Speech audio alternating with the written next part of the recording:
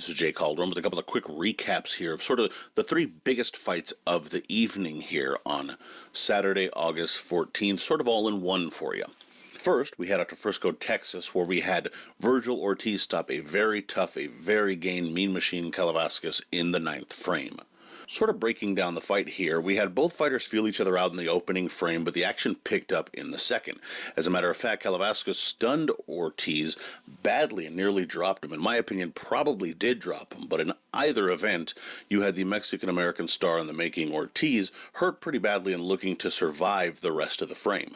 However, after surviving, Ortiz was smart and became more of the boxer-puncher much more than the aggressor, and that change in his mentality ultimately led to an exchange in the third frame that landed a power jab for him that dropped Kalavas pretty hard, as a matter of fact. Middle frames, meaning from like the 4th, 5th, and 6th, even going into the 7th, were kind of back and forth. You had, really nitpicky action. Ortiz maybe getting a little bit of the better of it, but with some very subtle shifts in his body language, Kalavas was still able to score, and he was certainly a lively threat. But the jab and body work of Ortiz was beginning to come on, and it was starting to slow Kalavas down just a tick. And around the 7th and 8th frame, you started to see that happening as Ortiz was sort of taking over. And in the 9th, it was finishing time. A jab to the body dropped Kalavas, then another shot dropped him once more, and a left hook put him down a 4th time in the entire fight, a 3rd time in this round. He was able to beat the count, but there was 15 seconds left on the clock or so, and that was all it took for a barrage of punches to ultimately drop Kalavas a 4th time in that frame and end the fight. Now, as it pertains to this fight itself, it was a good win for Ortiz in many ways. It was the fight that he kind of needed to some degree.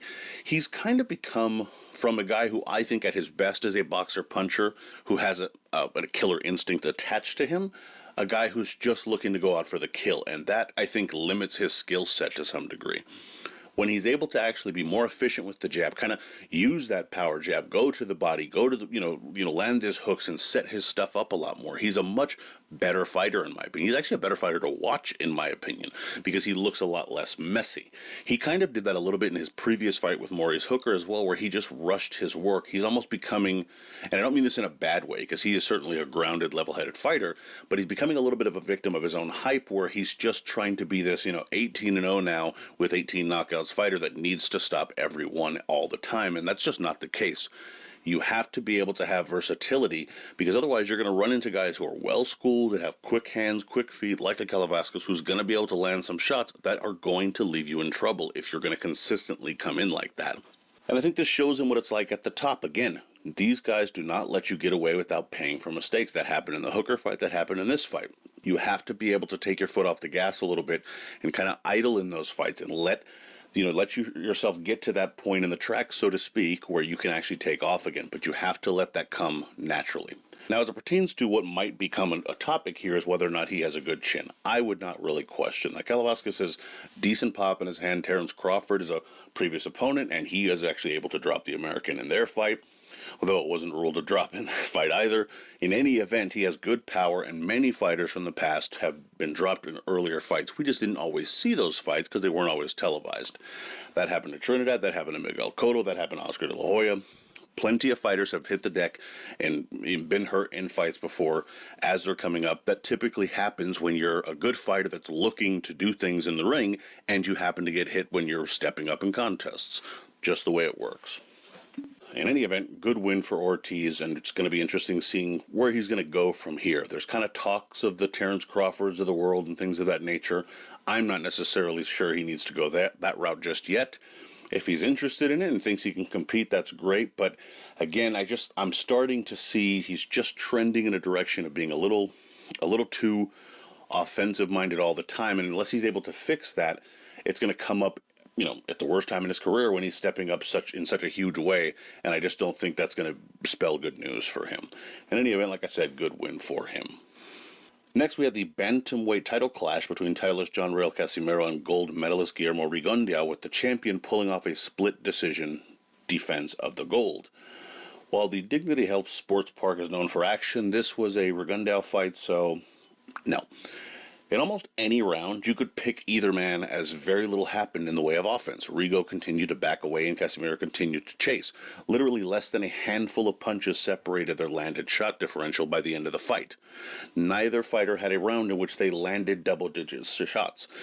In other words, you can take all of that to mean they just weren't getting a lot done offensively. So you judge this based on what you prefer.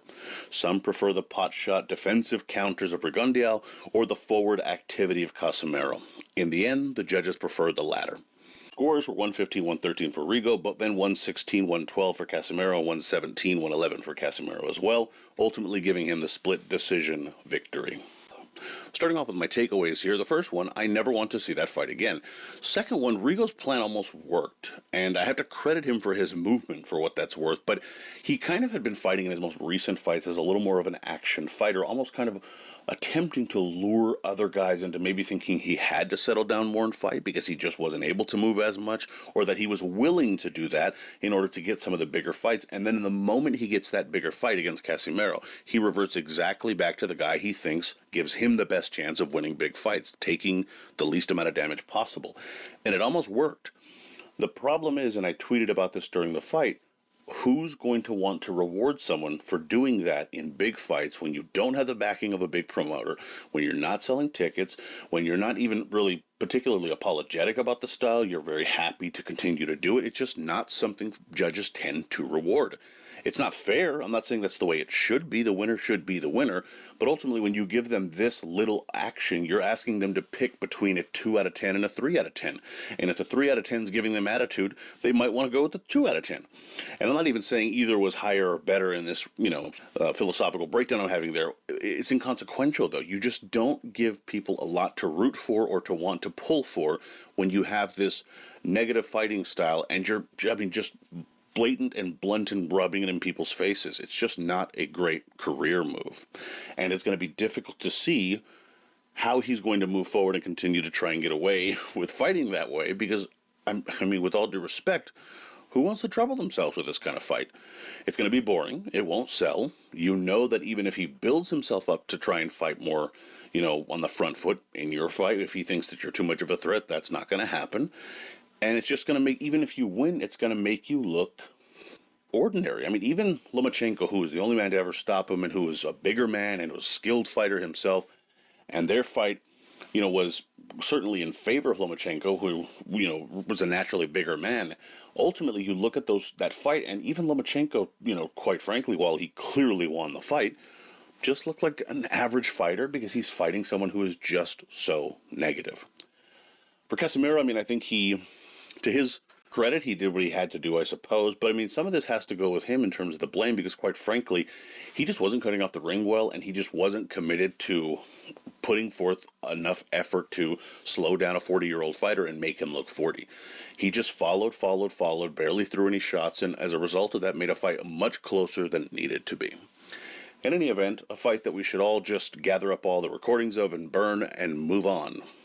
Finally, in Tulsa, Oklahoma, and on ESPN, junior bantamweight titleist Joshua Franco retained his gold with a solid, hard-fought victory over former titleist Andrew Maloney, the man he actually won the title from in the first place in their now series of 3 fights that ultimately have gone Franco's way. Breaking down the fight early on, it was Franco that controlled nearly all the action. This isn't to say Maloney didn't have moments, but the right hand of Franco made the biggest difference each time. A massive uppercut from Franco in the 5th scored really well and gave him momentum for the frame and the following couple of rounds also. While Maloney was there to finish strong in the final 3 frames, you could even say he won 2 of the 3 perhaps, Franco just seemed to have a bit more at every turn overall. The Australian just was never able to nail the fight down. When he boxed, he was beaten up. When he stood and fought, he was beaten up just a little less, but still ultimately wasn't getting enough done, and he just couldn't make the adjustments that Franco was able to make fight to fight over, more or less. Scores were 116, 112 times 3, all for Franco, the now defending champion. I think overall what you can take from this fight is that Franco has proved to be the better fighter. He's kind of ready for the likes of the Kalavas or unifications of sorts with Yerwin and Cajas. These are just the sort of fights that he's kind of looking for, should be looking for at this point. Maybe not the very top tier like a Chocolatito Gonzalez or a Juan Francisco Estrada, but the level right under that is kind of where he's kind of looking for right now. And to his credit, Moloney isn't a slouch by any means either. He met a fighter with a style that doesn't suit him. But again, that's not the end of the world. He's a solid name that could come in and face someone in the top 5 or near that area rather, and perhaps pull off a decent result for himself. He's definitely not a fighter to be slept on.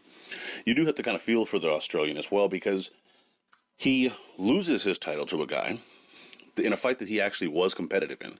Then in the second fight, an injury that he causes with a punch is ruled effectively a headbutt clash and then a no contest, so you don't get the title back you probably should have had.